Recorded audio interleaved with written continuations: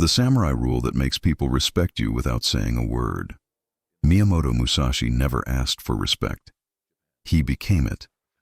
In a world drowning in noise, where everyone screams for attention, posts for validation, and performs for approval, those who follow this samurai rule never need to.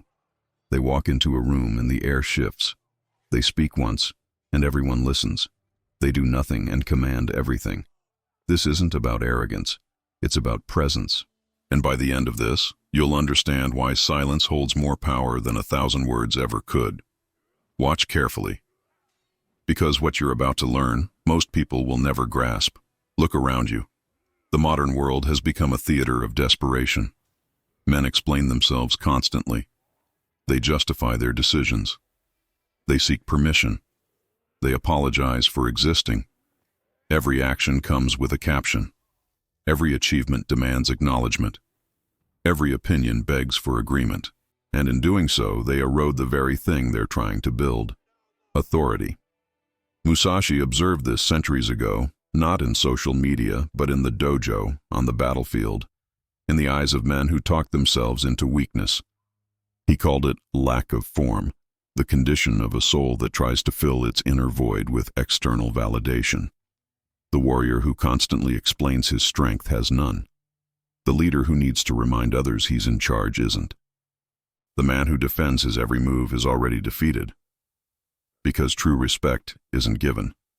It's recognized. And it's only recognized in those who don't chase it. So how did Musashi, and the warriors who walked this path, command respect without uttering a word? Through principles, through disciplines, through truths that separate the predator from the prey, the master from the student, the unmoved from the reactive. The first truth is this: you cannot control the room if you cannot control yourself. Musashi spent years in solitude, not because he hated people, but because he understood something profound. Every twitch, every nervous laugh, every need to fill silence, every fidget, every glance seeking approval, these are confessions. They scream, "I am uncertain. I need you to tell me I'm enough." The samurai trained not just his sword, but his breath, his gaze, his stillness. He could stand in a room full of enemies and not flinch, not because he was fearless, but because he had mastered the fear. Think about the last time you were in a tense situation, maybe a confrontation at work, maybe a difficult conversation with someone you care about, maybe a moment where you felt challenged, tested, judged. What did you do? If you're like most people, you filled the space. You explained. You defended. You tried to make them understand. You needed them to see your side.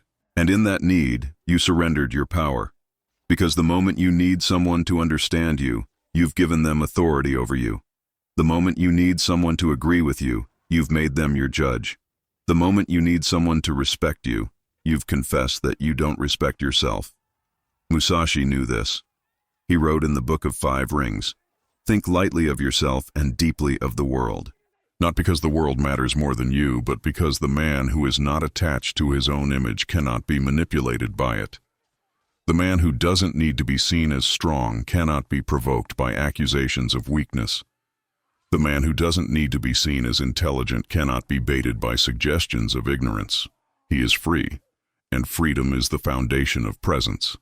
You cannot command respect if you're enslaved to the opinions of others. You cannot project strength if you're dependent on validation.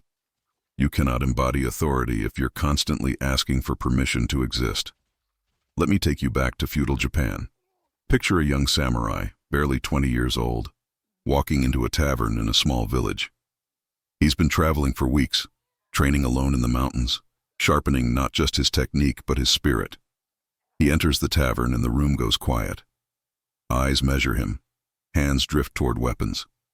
The tension is thick. There are older warriors here, men with reputations, men with scars, men who have killed. They see this young man and they want to know, is he a threat or is he prey? The young samurai doesn't puff his chest. He doesn't announce his lineage. He doesn't make threats. He doesn't even acknowledge the stares. He simply walks to a corner, sits with his back to the wall, and orders tea. His posture says everything. I am not here to prove anything, but I am ready for everything. And that's what breaks them. Because the man who needs to intimidate is afraid. The man who has to posture is insecure. But the man who remains calm in chaos? He's dangerous. One of the older samurai, a man known for testing young warriors, approaches. He stands over the young man's table and speaks loudly, so everyone can hear. You sit like you own this place, but I don't know your name. I don't know your school. I don't know if you've ever even drawn blood. The room waits. This is the test. This is where most young warriors would rise, would puff up, would recite their achievements, would draw their sword to prove their worth. But the young samurai simply looks up, meets the older man's eyes, and says nothing. 3 seconds pass, 5 seconds, 10 seconds. The silence becomes unbearable, but not for the young samurai, for everyone else. Because in that silence, the young warrior has revealed everything. Your words don't move me. Your reputation doesn't impress me. I have nothing to prove to you. The older samurai, feeling the shift, feeling the room turn, tries again. Are you deaf, boy? Or are you a coward? And still, the young samurai says nothing. He simply takes a sip of his tea, his hand steady, his eyes calm, and in that moment, he wins. Not through aggression, not through words, but through absolute self-mastery. This is the power of non-reaction. This is what Musashi meant when he wrote, "Do not let the enemy see your spirit, not because you should hide who you are, but because your spirit, your center, your core, should be so deeply rooted that external provocations cannot touch it." The modern man has forgotten this. He reacts to everything. Someone criticizes him on social media, and he writes a paragraph defending himself. Someone questions his decision, and he needs to explain every detail. Someone disrespects him, and he must immediately demonstrate his value. And in doing so, he broadcasts his insecurity to the world. He announces, "I need your approval. I need your understanding. I need you to see me as I see myself." And once you need something from someone, they own you. But here's what most people don't understand about silence and non-reaction. It's not passive. It's not weakness. It's not avoidance. True silence, the silence of the warrior, is active. It's observational. It's strategic. When Musashi faced an opponent, he didn't just stand there waiting. He was reading. He was studying. He was understanding patterns, tendencies, weaknesses. He was 3 moves ahead before the first sword was drawn. And this is what separates the master from the amateur. The amateur reacts. The master observes, decides, and then acts with precision. The amateur gives his energy to every provocation. The master conserves his energy for what matters. The amateur needs everyone to know he's strong. The master lets his actions speak for themselves. Let me give you a modern example. There's a man, let's call him David, who works in a corporate environment. He's competent, intelligent, good at what he does.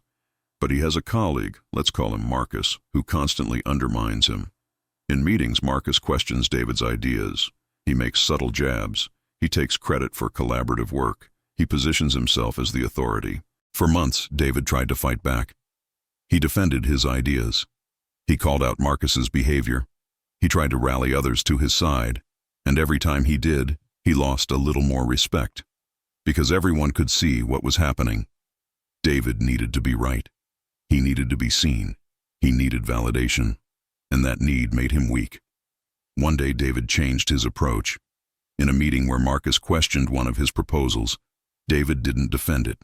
He simply said, noted, and moved on. When Marcus tried to take credit for a project, David didn't argue. He let it happen. When Marcus made a subtle jab, David smiled slightly and said nothing. And something strange started to happen. People started to notice, not David's words, but his composure, his refusal to engage in the petty warfare, his ability to remain unbothered. And slowly, Marcus's tactics stopped working. Because without David's reaction, Marcus's provocations fell flat. He looked desperate, aggressive, insecure, and David, by doing nothing, rose in everyone's estimation. This is the psychological warfare of non-reaction. When you refuse to play the game, you change the game. When you refuse to defend yourself, You make your detractors look foolish for attacking.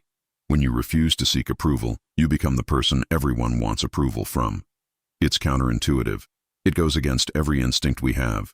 Because we're taught from childhood that we need to stand up for ourselves, speak our truth, make ourselves heard. And yes, there are times for that. But those moments are rare. Most of the time, silence is stronger. Most of the time, observation is wiser. Most of the time, non-reaction is more powerful than any words you could say. Musashi wrote, "The warrior's way is the twofold way of pen and sword." He understood that true strength is not just physical, it's mental, it's emotional, it's spiritual. The samurai who could not control his mind was a danger to himself and others. The samurai who could not master his emotions was a slave to circumstance.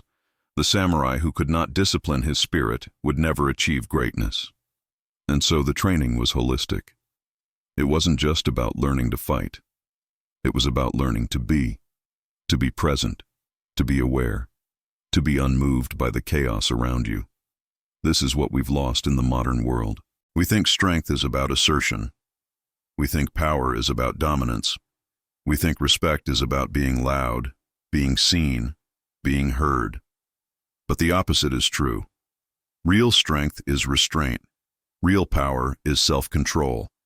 Real respect is earned through presence, not performance. Let me tell you about another principle Musashi lived by. Know your enemy better than he knows himself. This wasn't just about combat.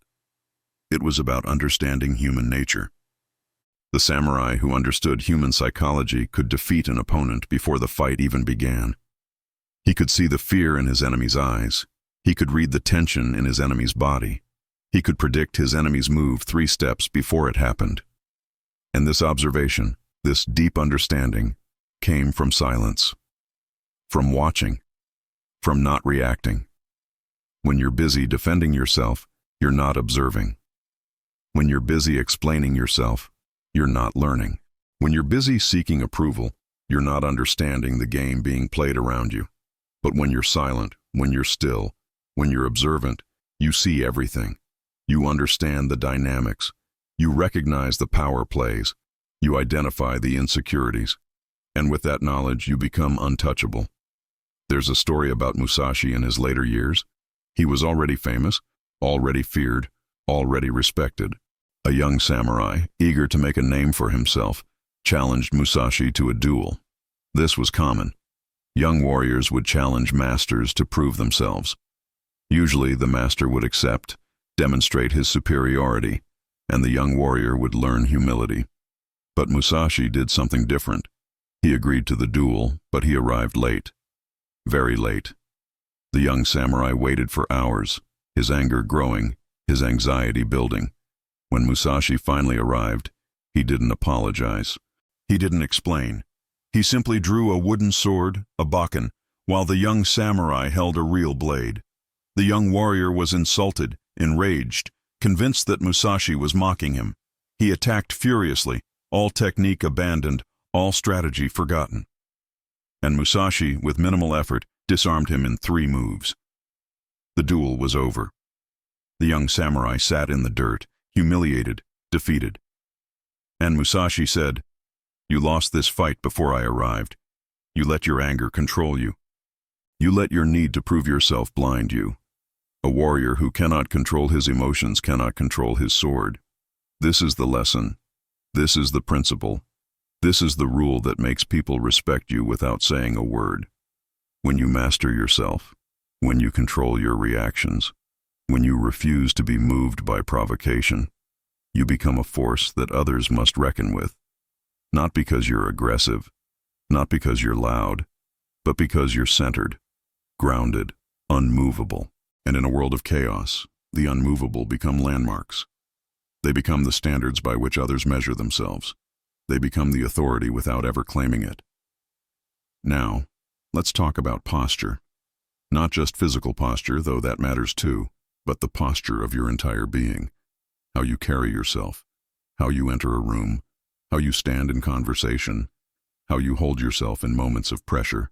Musashi trained his students to walk with purpose. Not rushed, not slow, but deliberate. Every step intentional, every movement economical, No wasted energy, no unnecessary gestures. This wasn't about being robotic. It was about being present. When you move with intention, people notice. When you stand with groundedness, people feel it. When you hold yourself with quiet confidence, people respect it. Compare this to the modern man who fidgets, who checks his phone constantly, who shifts his weight nervously, who avoids eye contact, who fills every silence with meaningless chatter. These are not signs of weakness in themselves, but they are signs of discomfort, of uncertainty, of a man who is not at home in his own skin. And people sense this. They may not consciously recognize it, but subconsciously, they understand. This is not a man of authority. This is not a man of power. This is a man seeking approval, seeking validation, seeking permission to exist. The samurai understood that your body language speaks before you open your mouth. In fact, your body language often speaks louder than your words.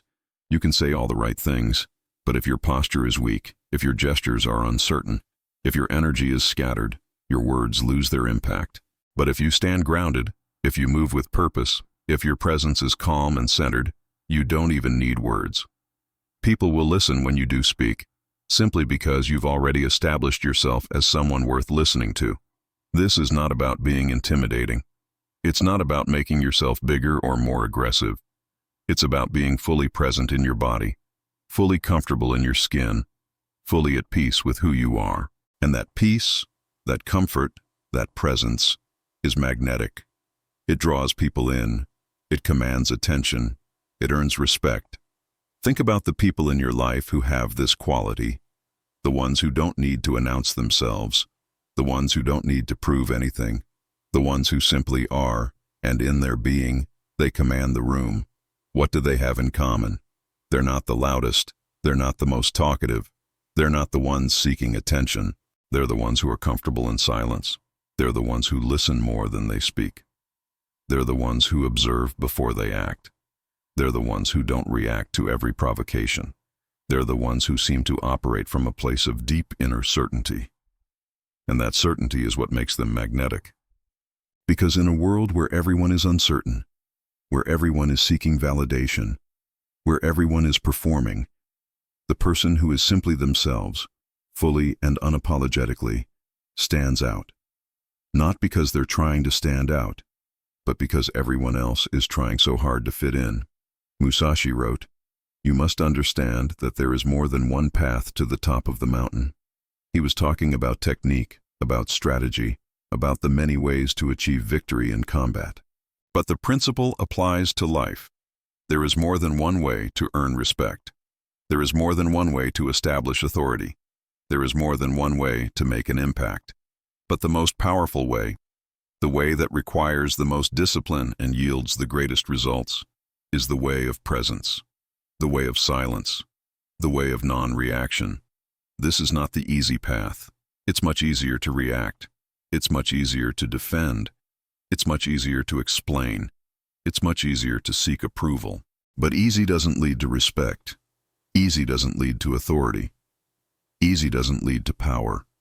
The hard path, the disciplined path, the warrior's path, that's where transformation happens.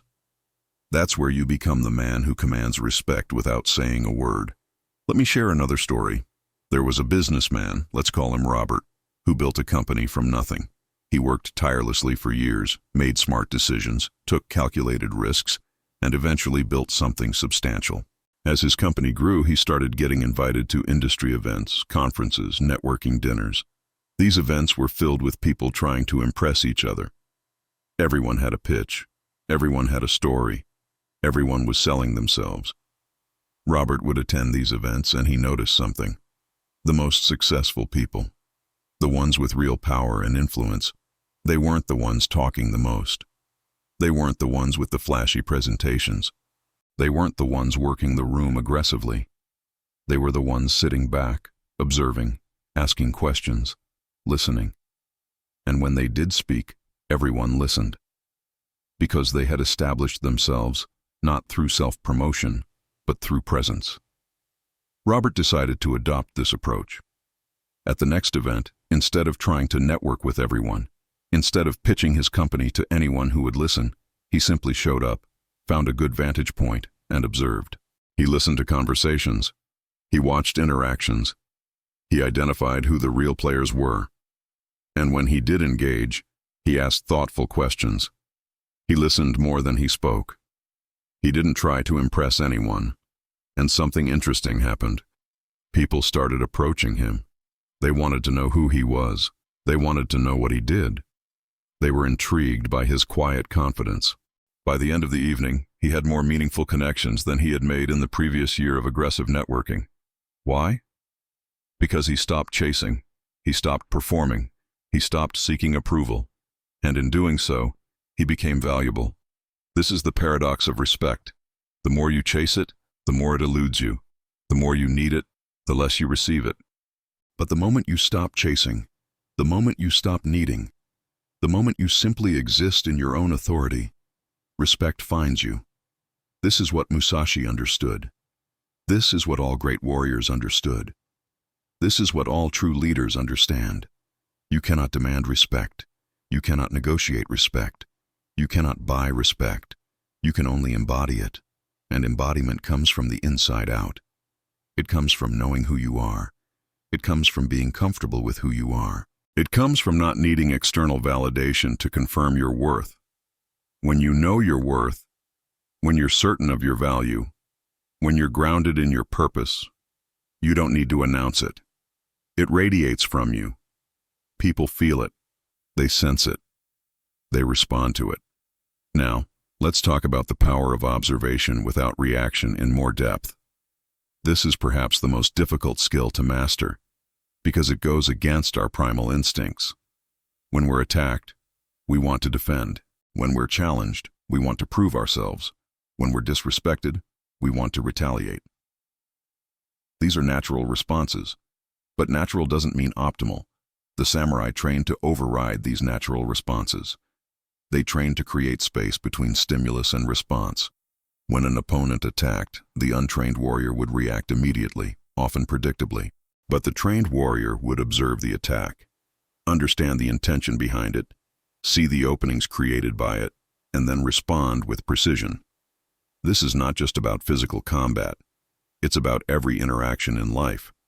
Someone insults you. The natural response is to insult back. But what if you paused? What if you observed? What if you asked yourself, why is this person insulting me? What are they trying to achieve? What insecurity are they revealing? And in that observation, you gain power, because you're no longer reacting, you're choosing. And choice is power. Someone challenges your idea in a meeting. The natural response is to defend it immediately. But what if you paused? What if you said, tell me more about your concern? What if you listened, really listened, to understand their perspective? In that moment, you've done several things. You've shown confidence in your idea by not needing to defend it immediately. You've shown respect for the other person by listening to them. You've shown wisdom by seeking to understand before responding. And you've maintained control of the interaction. This is the power of observation without reaction. It's not passive. It's strategic. It's intelligent. It's powerful. The reactive person is controlled by external circumstances. The observant person controls the circumstances. The reactive person is a puppet, dancing to whatever strings others pull. The observant person is the puppet master, seeing all the strings and choosing which ones to pull. Musashi spent years perfecting this skill. He would place himself in dangerous situations, not to fight, but to train his observation. He would walk through hostile territories, visit gambling dens where violence could erupt at any moment, attend gatherings where tensions were high, and he would practice remaining calm, remaining observant, remaining non-reactive. He would watch how conflicts escalated. He would study how men revealed their intentions through subtle body language. He would learn to sense danger before it manifested. And this training saved his life countless times, because he could see the attack coming before it happened. He could sense the shift in energy before the violence erupted. He could identify the real threat among many distractions. This is what observation without reaction gives you: clarity. When you're not busy reacting, when you're not consumed by your emotions, when you're not defending your ego, you can see clearly. You can think clearly. You can act clearly. And clarity is perhaps the most underrated form of power in the modern world. We live in a time of information overload, of constant stimulation, of endless distractions. Everyone is reacting to everything. The news, social media, work emails, personal drama. Everyone is in constant reaction mode. And in this chaos, the person who can remain calm, who can observe without immediately reacting, who can create space between stimulus and response, that person has an enormous advantage. They can see patterns others miss. They can identify opportunities others overlook. They can avoid traps others fall into. They can respond with wisdom while others react with emotion. This is not about being cold or unfeeling.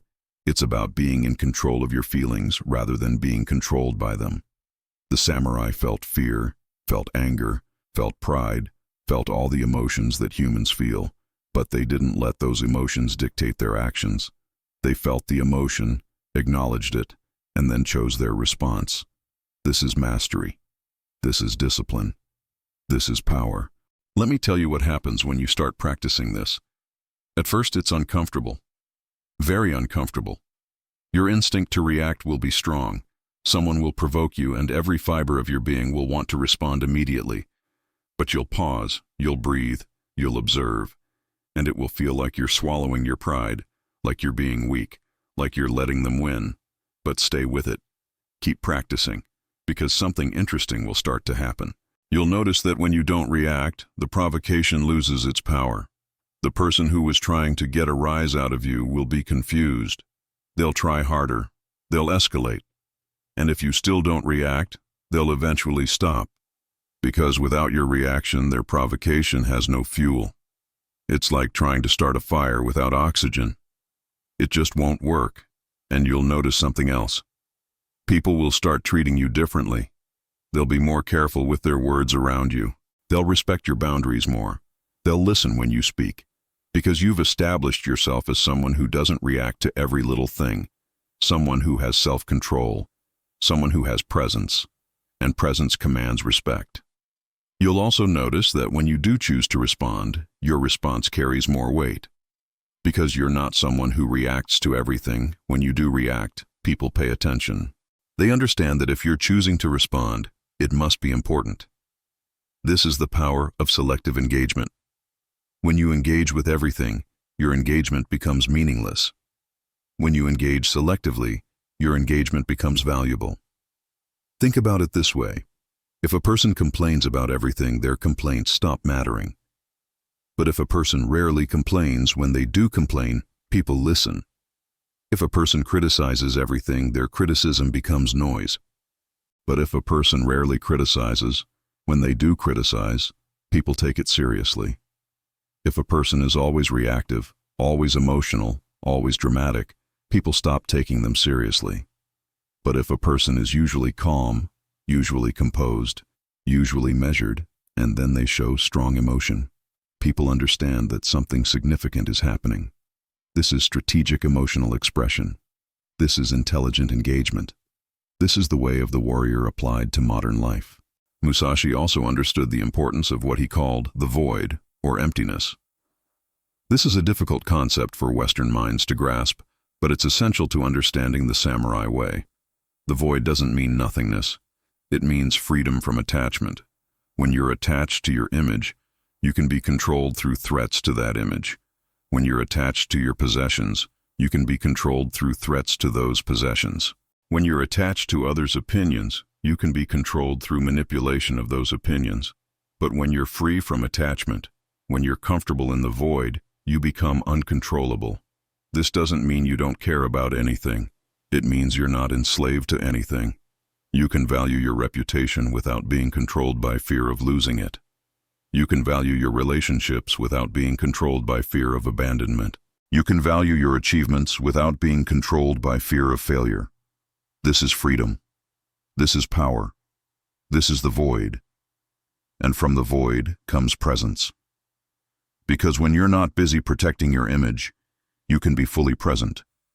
When you're not busy seeking approval, you can be fully present. When you're not busy defending your ego, you can be fully present. And presence is magnetic. Have you ever been around someone who is fully present? Someone who looks at you when you speak, who listens without planning their response, who engages without agenda? It's rare. It's powerful. It's memorable. Most people are not present. They're thinking about the past, worrying about the future, planning their next move, wondering what others think of them. They're anywhere but here, anyone but themselves. But the person who is fully present, who is completely here, who is entirely themselves, that person commands attention. Not because they're demanding it, but because presence itself is attention-worthy. In a world of distraction, presence is revolutionary. In a world of performance, authenticity is rebellious. In a world of noise, silence is profound. The samurai understood that combat was not just physical. It was psychological. It was spiritual. It was a test of presence. The warrior who was present could react in time. The warrior who was distracted would be too slow. The warrior who was worried about the outcome would be too tense. The warrior who was confident in his skill would be too rigid. But the warrior who was simply present, who was in the void, who was empty of attachment and full of awareness, that warrior was unbeatable. This is what Musashi meant when he talked about no mind, or mushin. It's the state of being fully engaged without being mentally cluttered. It's the state of being ready for anything without being tense about anything. It's the state of being powerful without needing to prove power. This is the ultimate goal of samurai training. Not just to be skilled with a sword, but to be present, aware, and free. And these qualities translate directly to modern life. Imagine living your life from this place. Imagine walking into any situation with no need to prove yourself, no fear of judgment, no attachment to outcome. Imagine engaging in any conversation without needing to convince, without needing to win, without needing to be right. Imagine facing any challenge without panic, without doubt, without the mental clutter that comes from attachment to specific results. This is possible. This is what the samurai way teaches. This is what Musashi embodied. And this is what makes people respect you without saying a word. Because respect is not about what you say, it's about who you are. And who you are is revealed not in your words, but in your presence, in how you carry yourself, in how you handle pressure, in how you respond to provocation, in how you exist in the world. So here's the practice. Here's how you begin to walk this path. Start with self-observation. Notice when you feel the need to explain yourself. Notice when you feel the need to defend yourself. Notice when you feel the need to prove yourself. Don't judge these impulses. Just notice them. Become aware of them. This awareness is the first step. Then, start creating space. When you feel the impulse to react, pause, just for a moment, just for a breath. In that pause, ask yourself, is this reaction necessary? Is this reaction strategic? Is this reaction coming from a place of strength or a place of insecurity?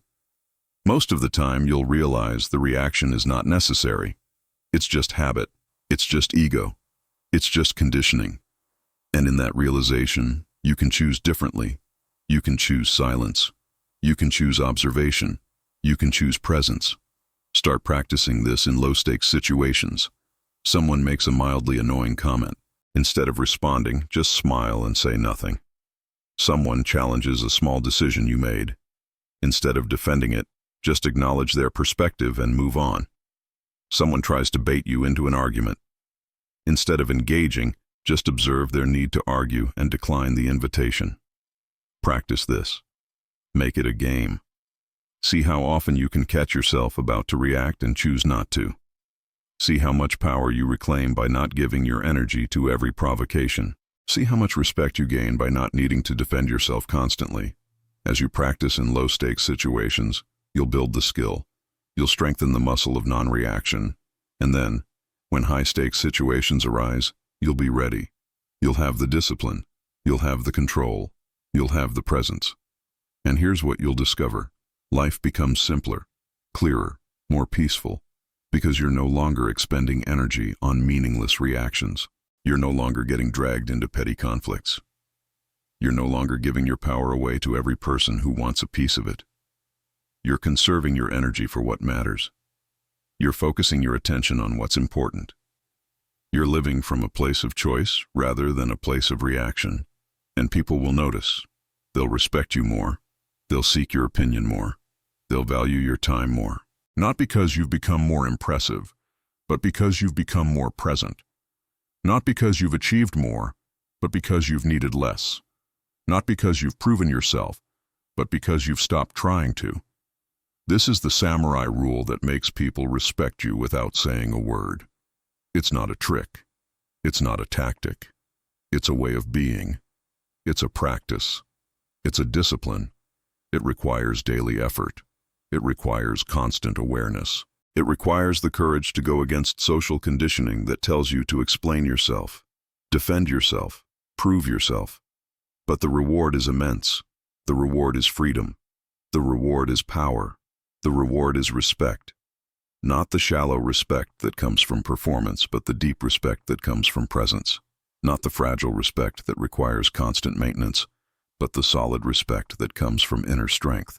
Not the respect that others give you grudgingly, but the respect that others give you naturally because they recognize in you something rare, something valuable, something worth respecting. Musashi spent his entire life perfecting this way of being. He fought over 60 duels and never lost. Not because he was the most skilled swordsman, though he was highly skilled. Not because he was the strongest, though he was strong, but because he mastered himself. He mastered his reactions. He mastered his presence. He became the void, and from the void, he became unstoppable. You don't need to become a samurai. You don't need to fight duels. But you can adopt the principles. You can practice the disciplines. You can walk the path. And as you do, you'll discover that the power you were seeking outside yourself, in others' approval, in external validation, in social status, that power was always inside you, waiting, ready, accessible the moment you stop chasing and start being. So speak less, impose more, not through aggression, not through arrogance, but through presence. Master yourself. Stand unmoved. Observe without reacting. And watch as the world leans in, not because you demanded it, but because you embodied it. Musashi didn't write books to convince people he was great. He lived in a way that made greatness undeniable. And so can you. The way of the warrior isn't learned, it's remembered. Remember who you are. Remember your power. Remember that you don't need permission to be respected. You don't need approval to be valuable. You don't need validation to be worthy.